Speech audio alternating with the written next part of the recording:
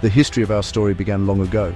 At one point in time, around billions of years ago, we were floating around as little tiny atoms in the little petri dish of the world. Fast forward to around, millions of years ago, and we see the emergence of the first hominids, the family of primates that include humans. About, 2 million years ago, Homo erectus was the first species to leave Africa and colonize other parts of the world. They had larger brains than their primate ancestors. Around, let's say, 400,000 years ago, the first evidence of the Neanderthals appears. Their bodies were adapted to the cold environments of Europe and Western Asia.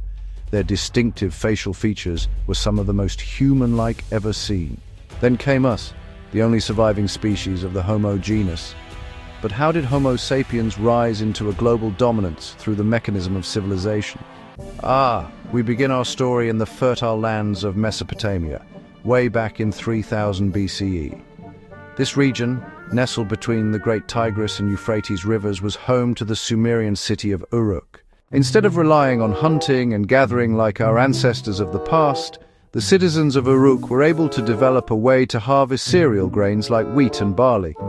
However, turning these cereal grains into edible foods took a lot of work, In the beginning, they had to use an invention called a hand mill, which consisted of 2 stones. As the grains were crushed between these 2 stones, the flour was collected in a container and stored for future use. This was the start of something great indeed.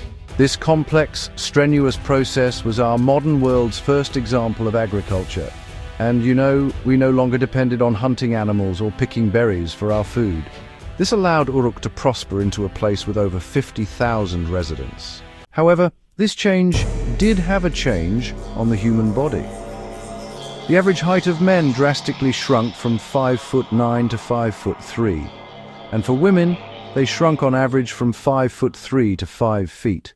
In the early years before the Common Era, according to legend, King Gilgamesh began his rule as a Sumerian king of his region.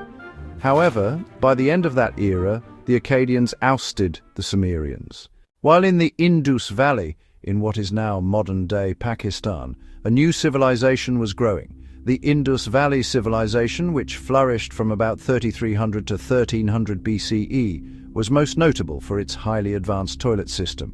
The toilets were built with a seat and a chute that led to the underground drainage system. The sewage was then carried away from the homes through a network of covered drains, preventing the spread of disease. Meanwhile, in Egypt, people were more consumed with building pyramids than with basic human plumbing.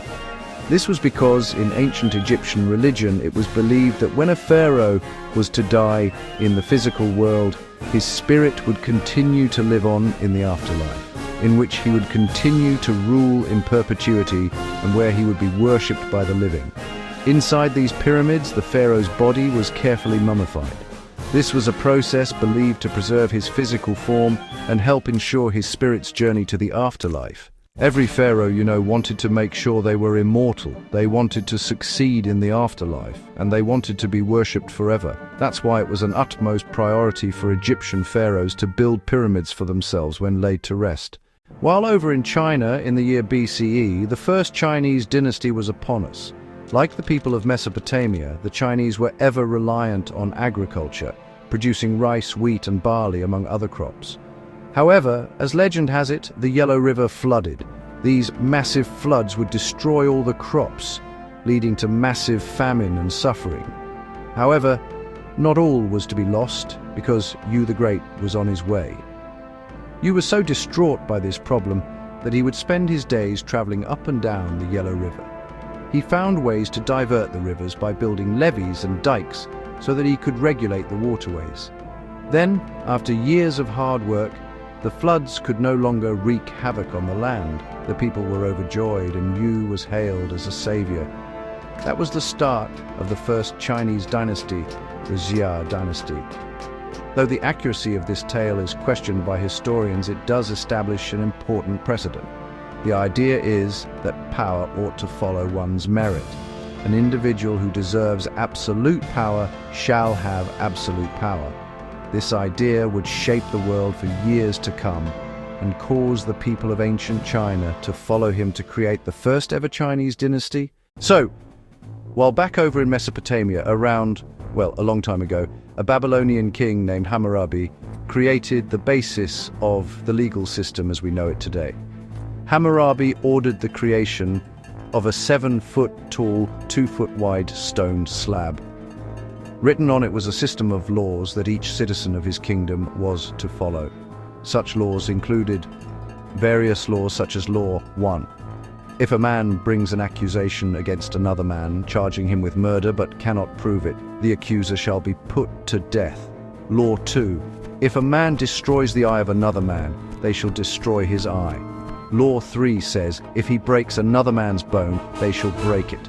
Law 4. If he destroys the eye of a man's slave, or breaks the bone of a man's slave, he shall pay 1/2 his price.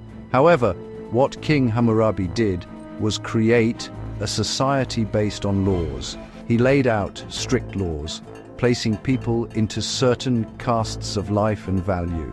Everyone was worth a different amount based on what class they were in society. There was no illusion of equality in ancient Babylon.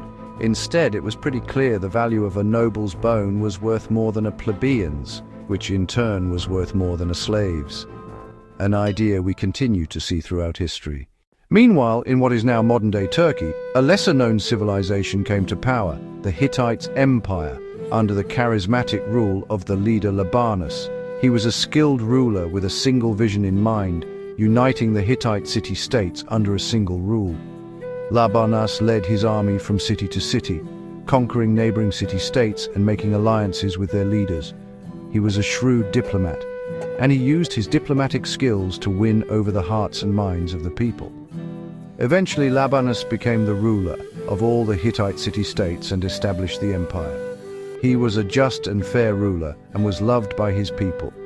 Under his rule, the Hittites prospered and their territory expanded, leaving them right next to their neighbors in Egypt. Over in what is now Greece, a collection of city-states emerged on the European continent.